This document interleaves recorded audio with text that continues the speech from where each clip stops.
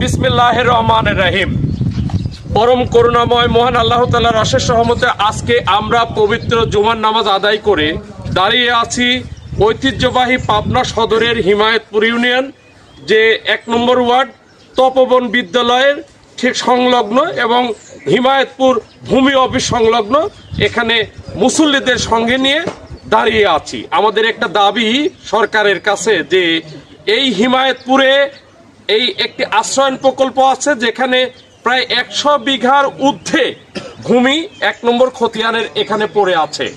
আপনারা জানেন যে এই ভূমিগুলো ১৯৬০ সালের দিকে পাবলিকের মালিকানাধীন ছিল। সরকার এগুলো অ্যাকোয়ার করে এখানে পিডব্লিউডি সিএনবি অর্থাৎ গণপূর্ত বিভাগের পক্ষ থেকে অ্যাকোয়ার করে এখানে একটা ব্রিক ফিল্ড বানায়।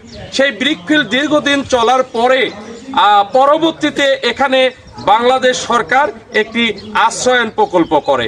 আশ্রয়ন প্রকল্পর পাশেই একটি ভূমি অফিসও এখানে হয়ে যায়। তো এই ভূমিগুলো এখন অকাজ হয়ে পড়ে আছে, পতিত জমি হিসাবে পড়ে আছে, কিছুটা মৎস্য আবাদের জন্য পুকুর হয়ে আছে, প্রায় ৪টা পুকুর আছে। তো এখানে আমাদের যে মূল দাবিটা, বহির্বিশ্বের যে বৃহত্তম রাষ্ট্র চায়না এই বাংলাদেশে কয়েকটি হাসপাতাল, বিশেষায়তন হাসপাতাল নির্মাণ করবে। সেই হাসপাতাল বিভিন্ন বিভাগে তারা দিয়ে থাকবেন বাংলাদেশ সরকারের ইচ্ছা অনুসারে।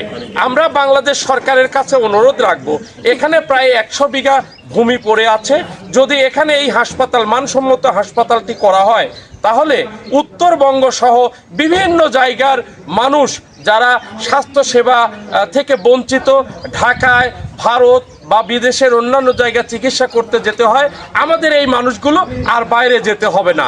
এই মানসম্মত হাসপাতালে চিকিৎসা নিলে আমরা অসুস্থতার হাত থেকে অনেকেই রক্ষা পাবো। তাই বাংলাদেশ সরকার সহ বা পাবনায় যারা ঊর্ধ্বতন নেতৃবৃন্দ রয়েছেন আমরা তাদেরকেও দৃষ্টি রাখবো। এইখানে এই ১০০ বিঘা ভূমির উপরে যদি এই হাসপাতাল নির্মিত হয় তাহলে আমরা চিরকৃতজ্ঞ থাকবো। আমি যথাযথ কর্তৃপক্ষের সুদৃষ্টি আকর্ষণ করে শেষ করছি। আসসালামু আলাইকুম ওয়া রাহমাতুল্লাহ। এ পর্যায়ে আমাদের মুসল্লিরা একটা দাবি আনতে চায় যে এই হাসপাতাল এখানেই হোক। আপনারা কি এই হাসপাতালটি উত্তর অঞ্চলের এখানে হোক, এটা কি আপনারা চান কিনা?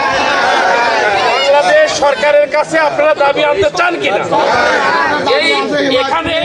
এখানে ১০০ বিঘা জমি পড়ে আছে কিনা? এই জমিতে অন্য কিছু কিন্তু হয় না, এটা কি ঠিক কিনা? এটা পরিত্যক্ত আছে। এখানে বাংলাদেশ সরকার যদি এই বিশেষায়িত চায়নাদের দেওয়া হাসপাতাল করে তাহলে আমরা উত্তরবঙ্গবাসী কি উপকার হতে পারি? তো ঠিক আছে, সবাইকে ধন্যবাদ। আসসালামু আলাইকুম ওয়া রাহমাতুল্লাহ।